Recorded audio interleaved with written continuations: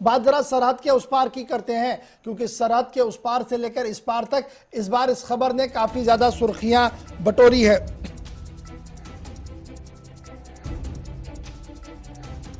कि पाकिस्तान के अंदर जो फ्रांसीसी दूतावास है उसे उसकी तरफ से एक एडवाइजरी जारी कर दी गई है और फ्रांस के नागरिकों को पाकिस्तान से चले जाने के लिए कहा गया है। और यह फैसला उस वक्त फ्रांस की तरफ से लिया गया है जब पाकिस्तान के अंदर फ्रांस के खिलाफ जबरदस्त एहतजाजी मुजाहिरे चल रहे हैं और इन एहतजाजी मुजाहिरों की क़ियादत तहरीक-ए-लब्बैक के पाकिस्तान की तरफ से किया जा रहा है, जिस पर पाकिस्तानी हुकूमत ने कल पाबंदियां भी आयद कर दी है।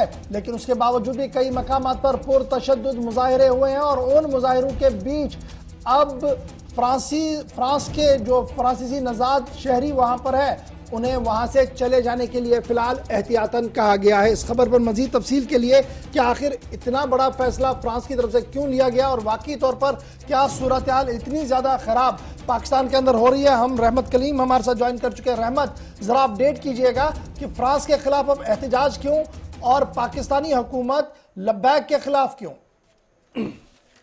पूरी तस्वीर मैं साफ करता हूं कि आखिर इतना बड़ा फैसला फ्रांस के सफारत खाने से क्यों लिया गया।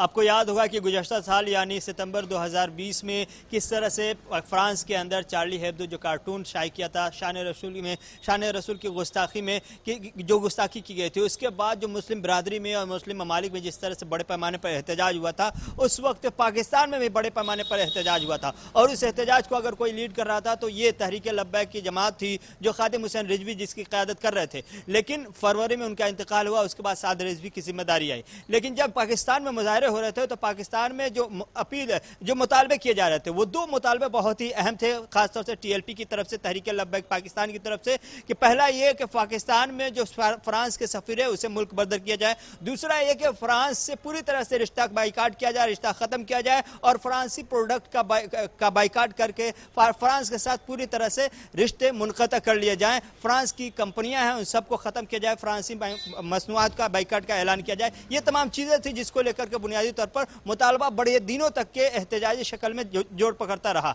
लेकिन उस बीच सरकार बेदार हुई। पाकिस्तान की सरकार ने बाज़ाब्ता तौर पर टीएलपी के साथ बात की और कहा कि हम बाज़ाब्ता तौर पर इसको पार्लियामेंट में पेश करेंगे और पार्लियामेंट के हिसाब से पार्लियामानी उमूर की तरफ से बाज़ाब्ता तौर पर फैसला लिया जाएगा। टीएलपी इसको मानने के लिए तैयार हो गई और खादिम हुसैन रिजवी की क़यादत में बाज़ाब्ता तौर पर पाकिस्तान सरकार और टीएलपी के दरमियान एक मुआहदा हुआ कि हम इस पर पार्लियामेंट में मंजूरी के लिए बात करेंगे या पार्लियामेंट की राय जानने की कोशिश करेंगे। लेकिन फरवरी 2021 में खादिम हुसैन रिजवी का इंतकाल हो जाता है। उसके बाद साद रिजवी संभालते हैं मोर्चा और फरवरी में फिर एक दोबारा मुआहदा होता है टीएलपी और पाकिस्तान सरकार के साथ।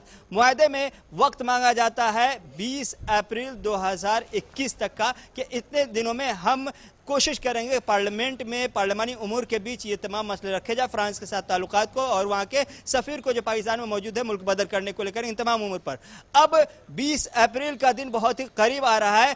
4 दिन पहले बाज़ाब्ता तौर पर साद रिजवी की तरफ से एक वीडियो पोस्ट की गई थी और उस वीडियो में कहा गया था कि अगर पाकिस्तान की सरकार डेडलाइन तक के फैसला नहीं करती है, पाकिस्तान में मौजूद फ्रांस के सफ़ीर को मुल्क बदर नहीं किया जाता है, फ्रांस से बाइकाट का ऐलान नहीं किया जाता है, वहाँ के प्रोडक्ट के बाइकाट का ऐलान नहीं किया जाता है, तो पूरी टीएलपी तहरीक के लिए प्रोटेस्ट के लिए तैयार रहे। ये वीडियो के सामने आते ही पाकिस्तान की सरकार ने साद रिजवी को गिरफ्तार करवा लिया। गिरफ्तारी के फौरन बाद पूरे पाकिस्तान में आग लगनी शुरू हो गई। बड़े पैमाने पर एहतजाज मुजाहरे हुए। 3 रोज तक कई शहरें ब्लॉक रहीं, 7 लोगों की जान चली गई, 300 से ज्यादा जख्मी हो गए। ये टीएलपी की मेहरबानी रही है बड़े पैमाने पर प्रोटेस्ट करने के नतीजे में अब जो तस्वीर बनी कि पाकिस्तान सरकार टीएलपी को लेकर के ज्यादा सीरियस हुई और टीएलपी को बैन करने का ऐलान कर दिया। कल बाज़ाब्ता तौर पर ऐलान किया गया था और आज कैबिनेट से मंजूरी भी मिल गई कि अब कलाम तंजीमों में टीएलपी भी शामिल है।